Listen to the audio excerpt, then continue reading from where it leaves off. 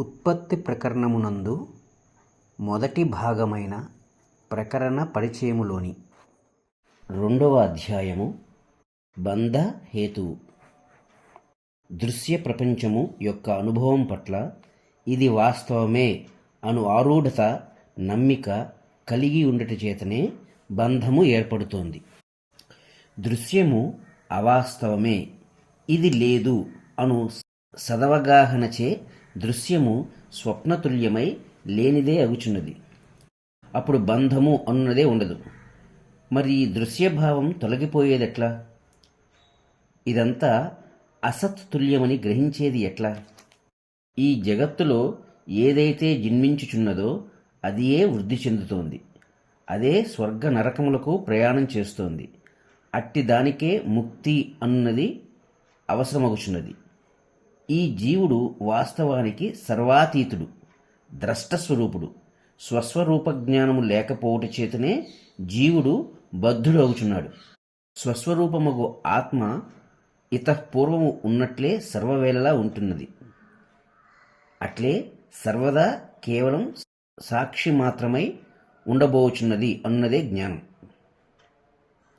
అయితే ఆత్మ ఎప్పటి ఎట్లే ఉంటూ ఎట్లు ఉత్పత్తి బంధములను కలిగించుకుంటోందో ఈ ప్రకరణంలో, అనగా మన ఈ ఉత్పత్తి ప్రకరణంలో ఈ విషయమై అనేక విశేషాలు రామా నీ ముందు ఉంచబోతున్నాను. దీనిని వింటే ఆత్మస్వరూప జ్ఞానం లభించగలదు. మొట్టమొదట కొంత సంగ్రహంగా చెప్పి ఆ తరువాత నీవు కోరిన విధంగా విస్తారంగా చర్చిస్తాను. ఇకపై మనం కొన్ని సంఘటనలు, ఉపాఖ్యానాలు కూడా పరిశీలించబోతున్నాం. స్వప్నము సుషుప్తిలో లీనమగుచున్నది కదా. స్థావర జంగమాత్మకముగు ఈ జగత్తు కూడా ఒకానొకప్పుడు ప్రళయము అను దానిలో లీనమగుచున్నది. అనగా ఈ దృశ్య తతంగమంతా స్వస్వరూపమునందు విలీనమైపోతోంది. అప్పుడు మిగిలియుండు సత్పదార్థమునకు నామరూపములు ఉండవు, అభివ్యక్తము ఉండదు. అది తేజము కాదు, అంధకారము కాదు. అది నిష్క్రియము, అపరిచ్ఛిన్నము అని మాత్రం గుర్తుగా శాస్త్రాలు చెప్పుచున్నాయి. లోక వ్యవహారం కోసం పండితులు దానికి ఋతము, ఆత్మ, పరబ్రహ్మ, సత్యము, శివము మొదలైన అనేక నామములు కల్పించుచున్నారు. అయితే అది శుద్ధ చిత్ స్వభావమే అయినప్పటికీ స్వమాయ వలన తనంతట తానే జడ రూపమున వివర్తమగుచున్నది.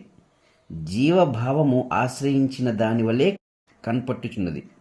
ఆ చైతన్యమయమైన వస్తువే సంకల్ప వికల్ప రూపముగు మనస్సుగా మారుచున్నది. క్రమంగా అది ప్రాణము యొక్క పంచభూతముల యొక్క ఆకృతిని గైకొనుచున్నది. తన పరమార్థ రూపమును మరుచుట వలన ఆ చైతన్యము నుండే ఈ సంకల్ప వికల్పములతో కూడుకొనిన మనోధర్మములన్నీ ప్రకటితమవుతున్నాయి. నిశ్చల సముద్రంలో తరంగములు లేస్తున్నాయి కదా, ఇది కూడా అట్టిదే. హిరణ్యగర్భుడు అనగా ఎవరు?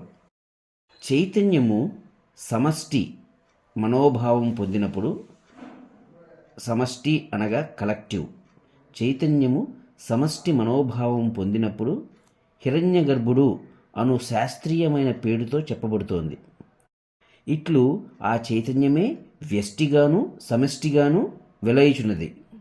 ఈ చైతన్యము సత్య సంకల్పతత్వము అని కూడా చెప్పబడుతోంది. ఎందుకంటే అది తాను ఏది సత్యము అని సంకల్పిస్తోందో దానిని అట్లే పొందుతూ ఉంటోంది. తాను ఏది ప్రియము అని భావిస్తుందో అది అట్లే ప్రియముగా ఏర్పడుచున్నది. చైతన్యమే పూర్వ సంస్కారములను అనుసరించి ఈ అగ్ని, వాయు, జల, భూమి అనబడే చతుర్విధ భూతములతో విరాట్ భావమును, పదార్థజాలంతో కూడిన విశ్వసృష్టిని ఇంద్రజాలము వలె సంకల్పిస్తోంది. బంగారు తీగ బంగారం కంటే వేరా? కాదు కదా. అట్లే బ్రహ్మసత్త వలననే నిలిచి ఉన్న ఈ జగత్తు బ్రహ్మము కంటే వేరు కాదు. బ్రహ్మము కూడా జగత్తు కంటే వేరు కాదు. అనగా ఈ జగత్తు యొక్క ఉనికి, ఇది ఉన్న చోటు, దీని యొక్క స్థానము, ఆది కారణముగు బ్రహ్మమునందే పర్యవసితమగుచున్నది. జగత్తు భావమునందే ఉన్నది, మరి భావమో అది బ్రహ్మమునందే కలదు. ఇట్లు జగత్తు యొక్క ఉనికి స్థానం బ్రహ్మమే అని చెప్పబడుతోంది. ఒక ఎడారిలో ఎండమావుల ప్రభావం చేత నదీ తరంగాలు కనబడతాయి. అవి అసత్యములే అయినప్పటికీ ఇవి జలకరటములే అని భావించి మృగములు అక్కడి జలం గ్రోలాలని భ్రమచే పరిగెత్తుచున్నాయి. ఇంద్రజాలమయమగు ఈ నీవు, నేను, అతడు మొదలైన వాటితో కూడుకుని కనబడే ఈ జగత్తు అసత్యమే అయినప్పటికీ మనస్సు యొక్క ప్రభావం చేత నిత్యమైన దానివలే ప్రసిద్ధి పొందుతోంది.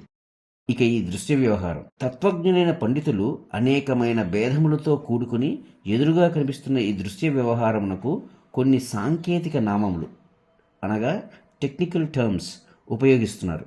ముందు ముందు వాటిని మనం కూడా ఉపయోగించబోతున్నాం కనుక వాటిని వివరిస్తున్నాను, విను. అవిద్య అనగా ఏమి? ఆయా భావనలు, పదార్థానుభవములు ఆవేశపూరితమైన అభిప్రాయముల రూపంలో ఇప్పుడు వాస్తవంలాగానే ఉంటాయి, కానీ విద్య లేక జ్ఞానం ప్రాప్తించినప్పుడు తొలగుతాయి.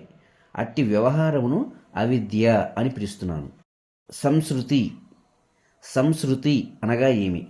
ఏ భావనలు లేక దృశ్యమునకు సంబంధించిన అనుభవములు ఈ జీవుణ్ణి స్వర్గ, నరక, పాతాళాది లేక సుఖ, దుఃఖ, జడత్వాది అనేక లోకములలో త్రిపుటకు కారణమవుచున్నాయో వాటిని సంస్కృతి అని చెప్పుచున్నారు. బంధము అనగా ఏమి? ఈ దృశ్య భావన లేక దృశ్యం పట్ల తాదాత్మ్యము ఆత్మ యొక్క తన స్వభావ సిద్ధమైనటువంటి నిత్య స్వాతంత్రమును అప్రకటితం చేస్తోంది. అదే బంధము. మాయ అనగా ఏమి?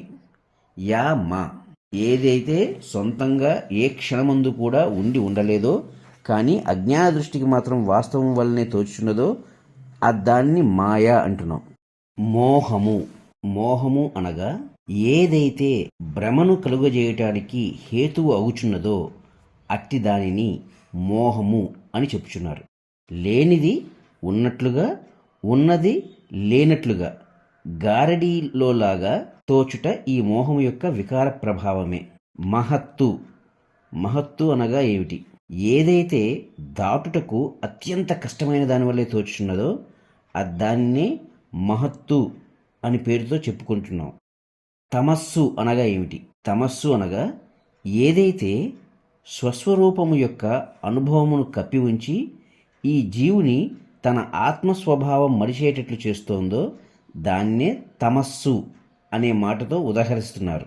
ఇప్పుడు మనం బంధము అంటే ఏమిటో విచారిద్దాం. అటు తర్వాత మోక్ష విషయం కూడా చర్చిద్దాం.